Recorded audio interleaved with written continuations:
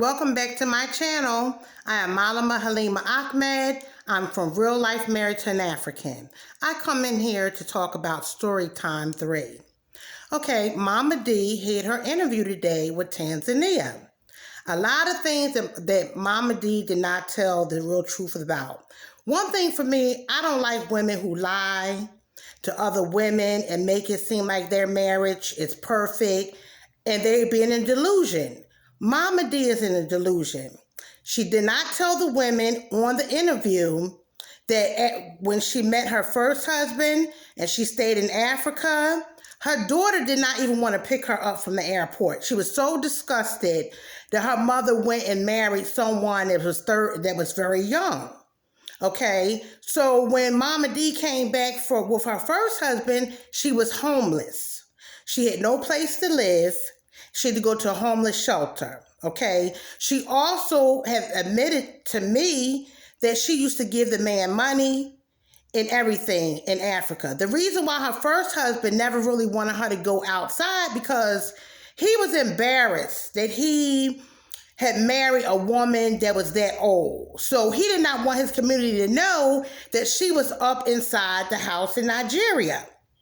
So he let her stay in the house. He didn't want her to go outside because it wasn't because it was dangerous, because he did not want his neighbors to know that he was secretly marrying an older woman, okay?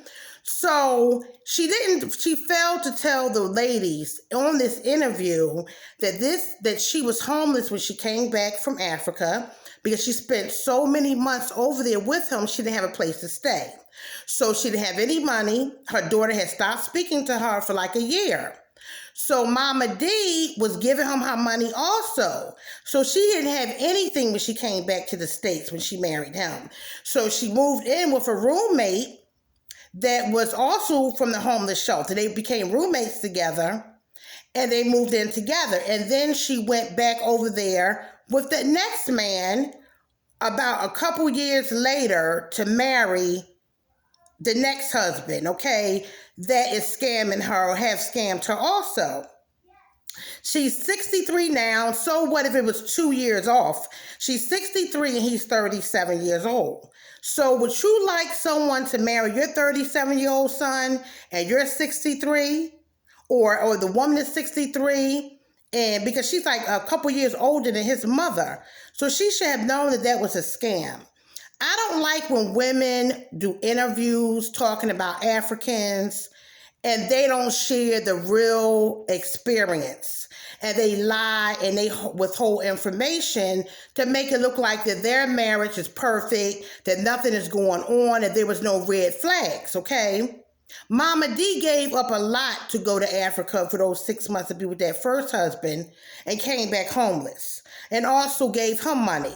I mean, if these women are going to be on an interview telling the story, they need to tell the whole story so women can really get a feel like this was really going on, okay? And yes, it does take a while to get to know your African husband, but some of them don't want to get to know you, okay?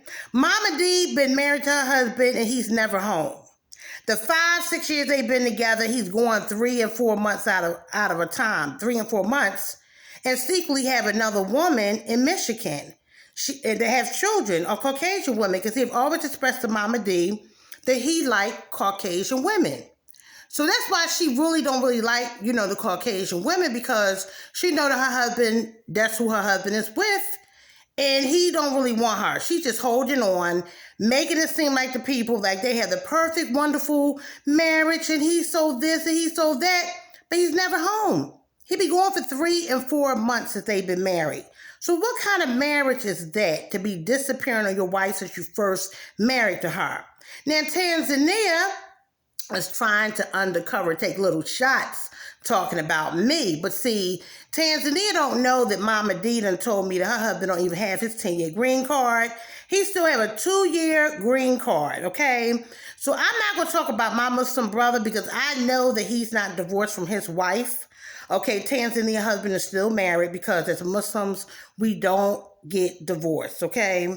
They may have gotten divorced legally at the court, but traditionally, your husband can still be married and divorce at the court, okay? It always happens because as a Muslim, or as any man, as any African man cannot come to a woman's family and tell that family that he no longer wants her. What would be the reason why you want to divorce your wife, okay? You have to have a good reason to divorce your wife as an African man, especially Muslims, okay? So, and as a Muslim, if he wanted to do polygamy or get another wife in Africa, the wife would be okay with it because she is going to benefit from him being a citizen, okay, or get his green card. So he's going to play his hand right. But see, Momma Dee already told me that Tanzania husband didn't have his 10-year green card yet. You know, I don't know how a woman that neither one of them have experience dealing with an African man. They can sit on a platform and talk about things that they really have no idea they're talking about. Now, Momma Dee's first husband, he decided, okay, if he married the other wife, he could come here with a visa. He don't have to stay married to her. All right? As you see in her interview, it was okay for her to allow him to have someone else because she knew she was too old to bear children. She was still going to go along with that marriage to her first husband if he told the truth, okay? She still was in love with him. So instead of her healing her wounds of being hurt by her first husband, how he married someone behind her back, and she was coming here doing his papers and discovered that, you know, that this man had gotten married, she still was going to let him get his green card because some women are so broken inside. They want a man so bad. They feel so desperate that they have to have a husband, especially Momma Dee never been married before. I mean, she's 63 years old and no one never took notice of her. No one, you know, wanted to marry her besides these young boys, young enough to be her son, her close to her daughter age, decided they was going to marry her. So she was thirsty. She was thirsty for a man who recognized her and made her at last a wife. So in her delusion, okay, she come on an interview and she tells people that she don't feel like she been scammed, that she never gave any money to her first husband, which is not true. She should have told the truth that she was homeless when she came back, because who could go to Africa and stay 6 months? Like, where was your income at? How did you pay for your bills in America? A lot of women go to Africa to see men in Africa and don't have anything here in America, okay? Some of them get behind on their rent. Some of them get behind on their mortgage. They lose their house. They got their lights turned off because they be under a charm. Because what woman you know in a right state of mind is going to be homeless when they come back from Africa, don't have any money, okay? A woman who that was going to lose her rent, and her rent is she be evicted, or her electric or gas be cut off, her children be hungry.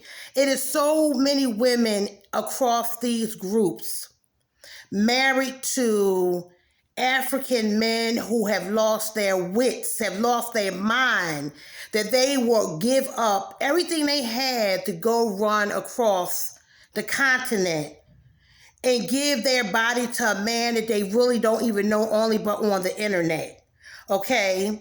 These are women who fish men from over in Africa and brought them here.